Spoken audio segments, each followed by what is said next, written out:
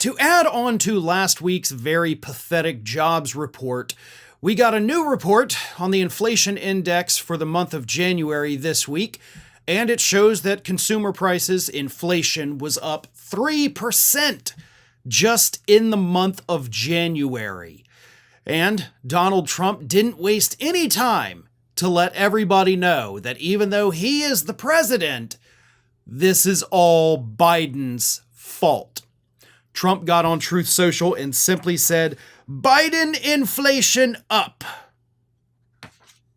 That's it. Just those three simple words, all caps, several exclamation points.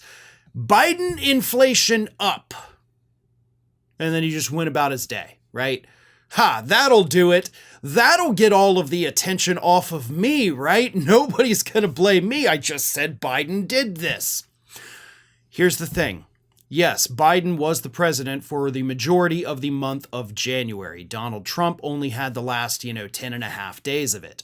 However, a lot of the inflation, according to the experts, was actually driven by Donald Trump's proposed policies that everybody knew was coming. So even though Biden was the president, this is in fact Donald Trump's problem. And furthermore, whatever happens, whatever reports come out while you're president, dude, that's on you. Not to mention the fact that we have every indication that prices are going to continue to go up due to the fact that you have done absolutely nothing to actually even attempt to lower prices for American consumers. You're doing nothing about this problem. You whined and moaned a couple weeks ago when the Federal Reserve refused to lower interest rates. And if they had lowered interest rates, inflation would be far higher. See, the Biden administration, for all their faults, was actually very proactive on the issue of inflation, getting the Federal Reserve to raise interest rates, which, yes, caused pain for Americans, made it more difficult to get a loan, but unfortunately, that is what you have to do when you have those periods of super inflation. Anybody who bought a home during that period of time, myself included, will tell you, man, that hurt. That hurts a lot.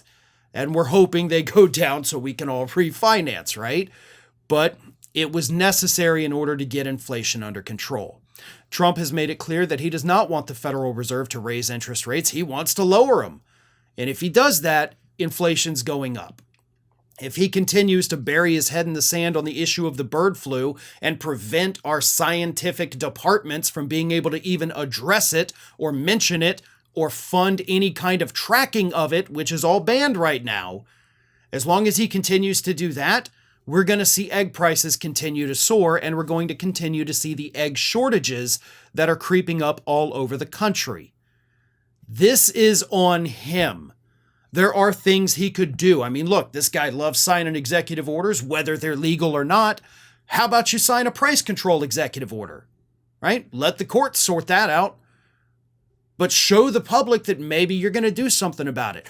You could do that. You're choosing not to because you don't actually care about this issue. You won the campaign, according to the polls, on the fact that people were worried about inflation and they were worried about their prices. Both of those things, you told us repeatedly, the prices are going to come down so quick. It's day one stuff. We're going to make all this happen. And before you were even sworn in, you backtrack on that.